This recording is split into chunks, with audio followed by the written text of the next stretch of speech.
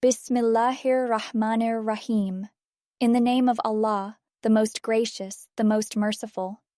Assalamu alaikum wa rahmatullahi wa barakatuh. Today, I want to share a story that teaches us about the power of honesty, the beauty of repentance, and the boundless mercy of Allah subhanahu wa ta'ala. It is the story of Hadhrat Ka'ab ibn Malik, Radhiyallahu Anhu, a companion of the Prophet Muhammad, sallallahu alayhi wasallam, who failed to join the Tabuk Expedition and faced the consequences of his inaction.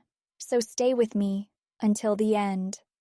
Among the munafiqeen who did not join the Tabuk Expedition, there were more than 80 persons from among the Ansar and an equal number from amongst the nomadic Arabs and a large number from the outstations. Not only did they stay behind themselves, but they induced others to do so, saying, "Go not forth in the heat." Surah Tawbah, verse 81. Allah's reply to this was, "Say the fire of hell is of more intense heat." Surah Tawbah, verse 81.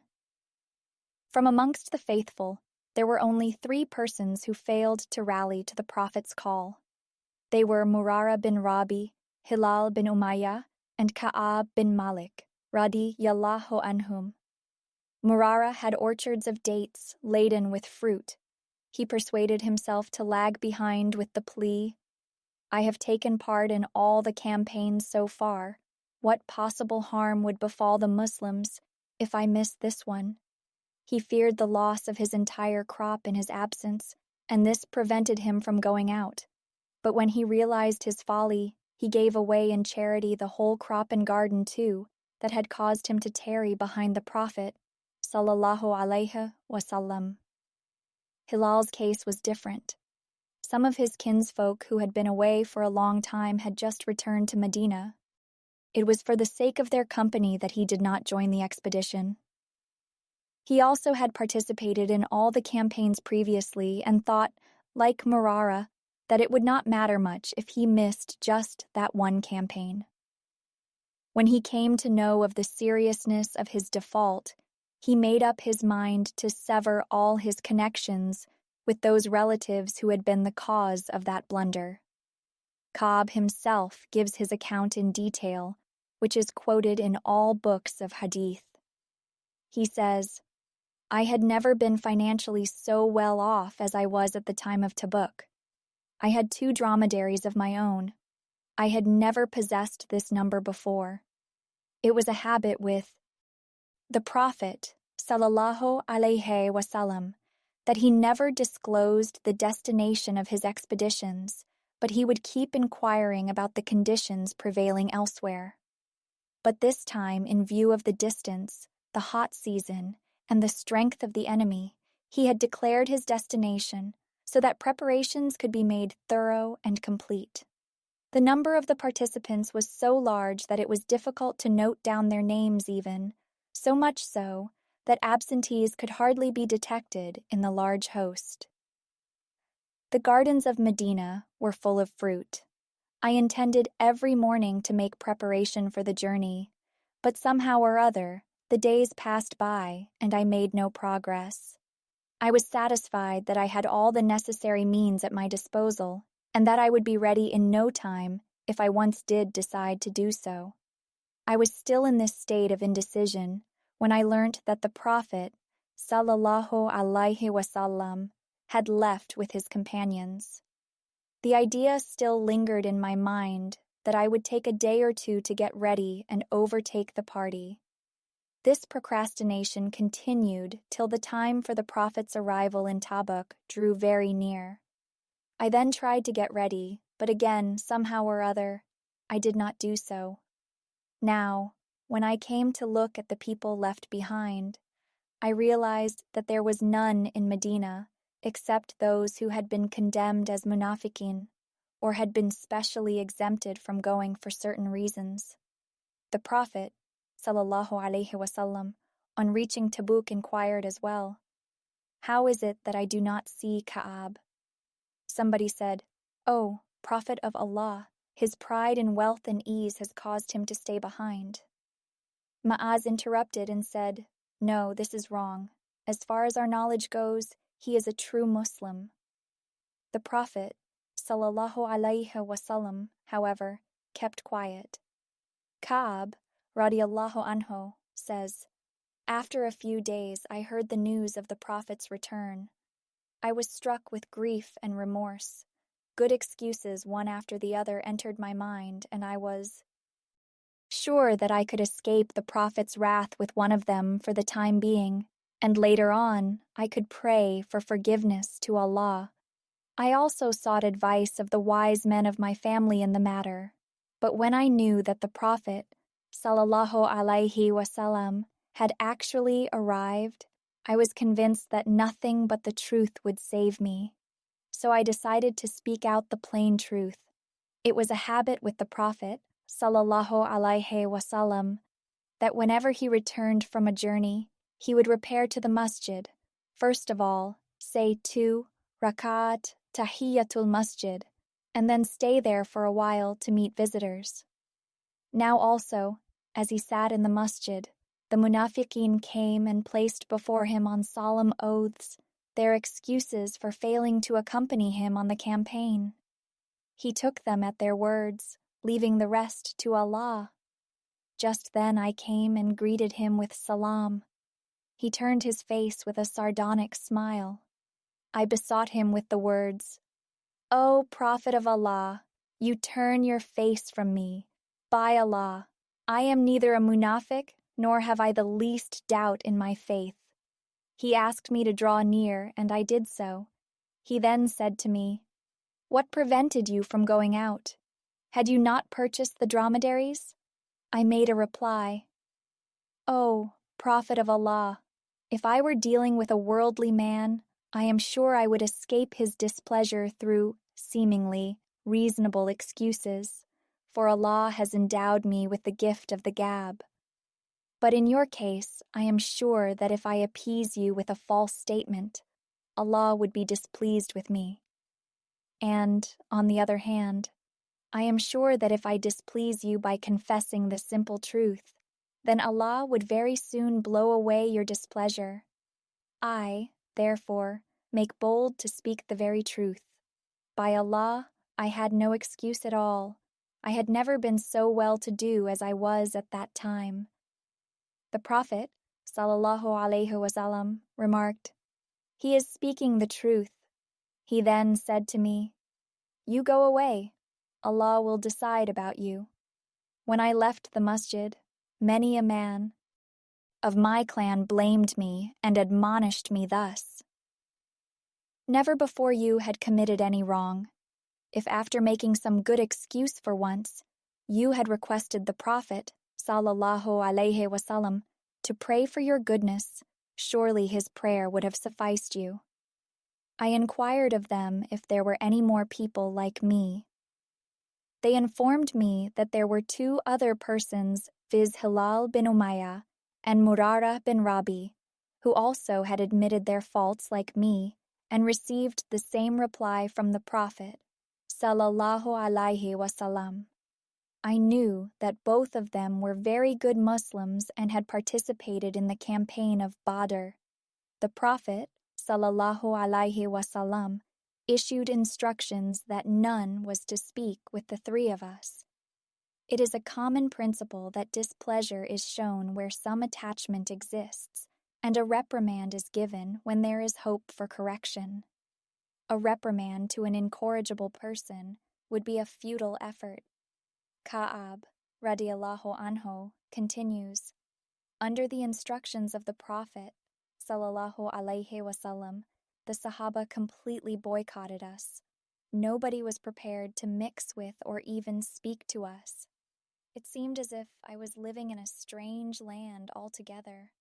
My own birthplace looked like a foreign locality, and my bosom friends behaved like strangers. The earth, vast as it is, was straightened for me.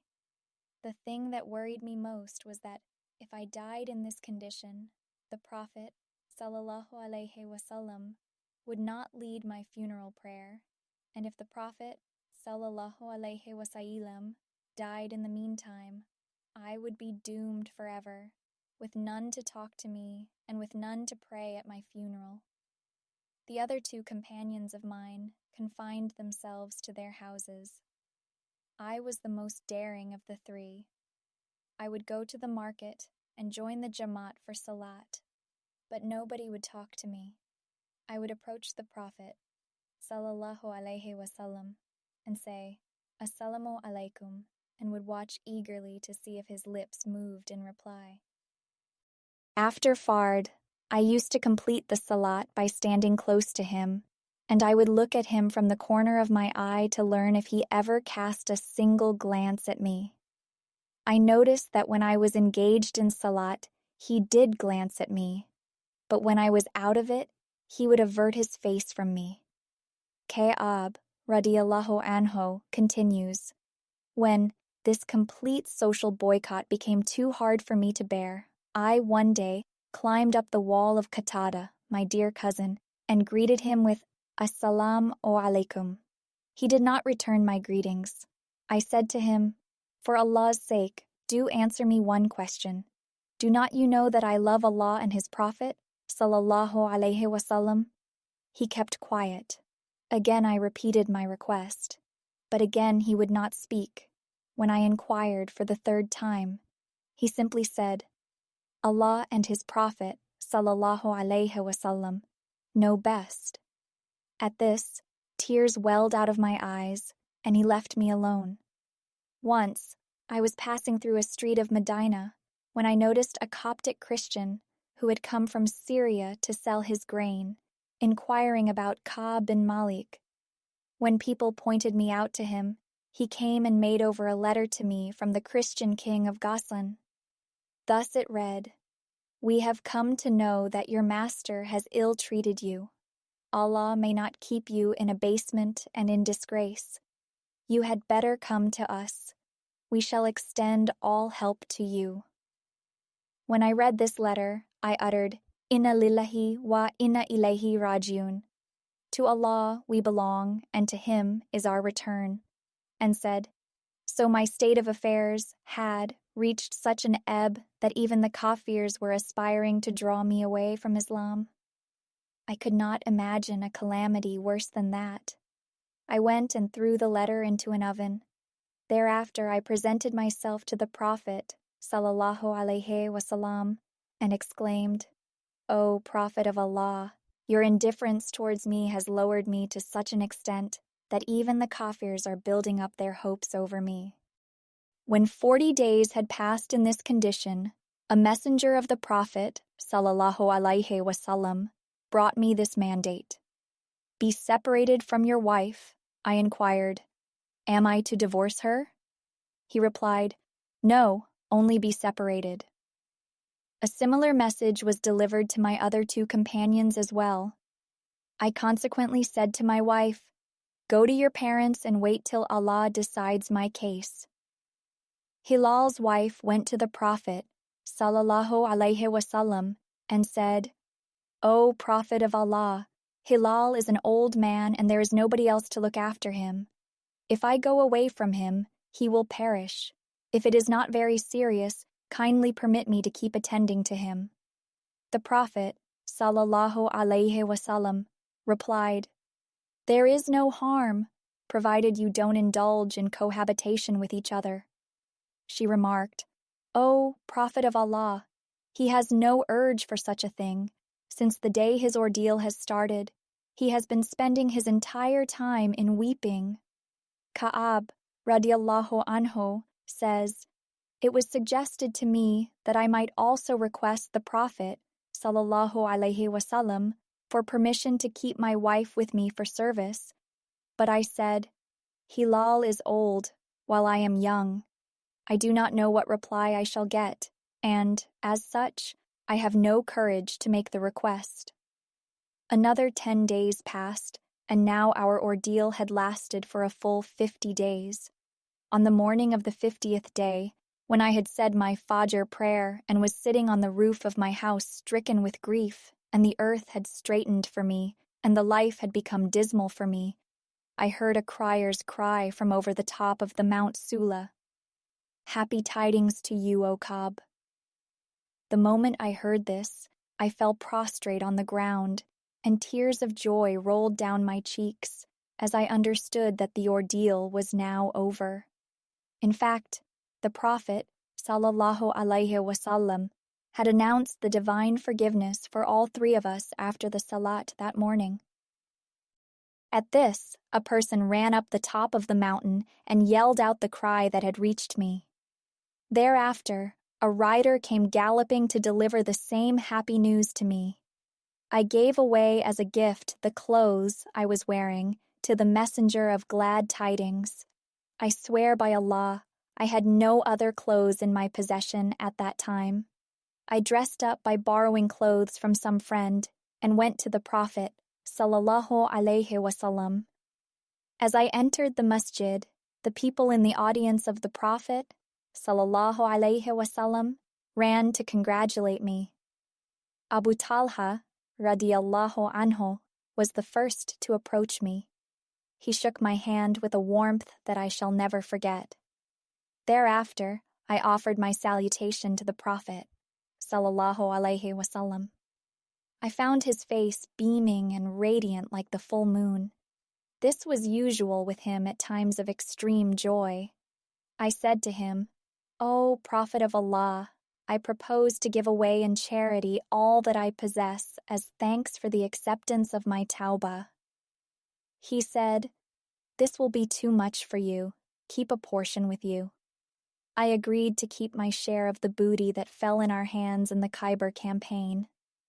He says, "It is the truth that brought me salvation, and as such, I am determined to speak nothing but the truth in future."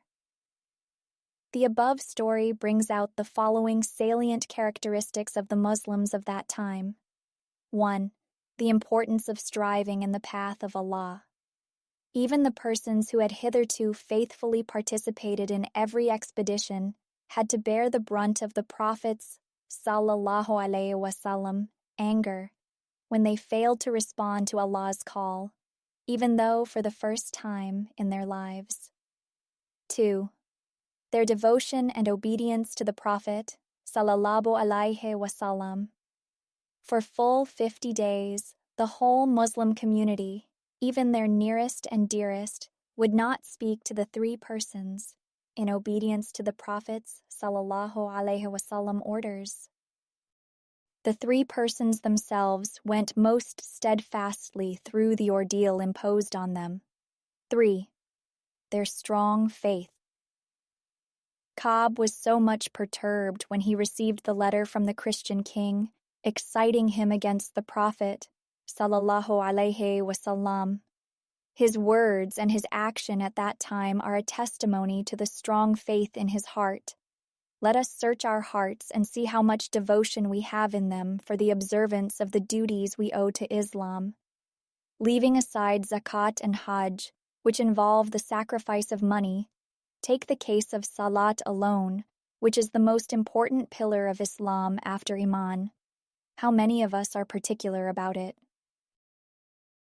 Stay tuned, as I will return with another enlightening story soon. Don't forget to watch before you sleep. Jazakum Allahu khairan.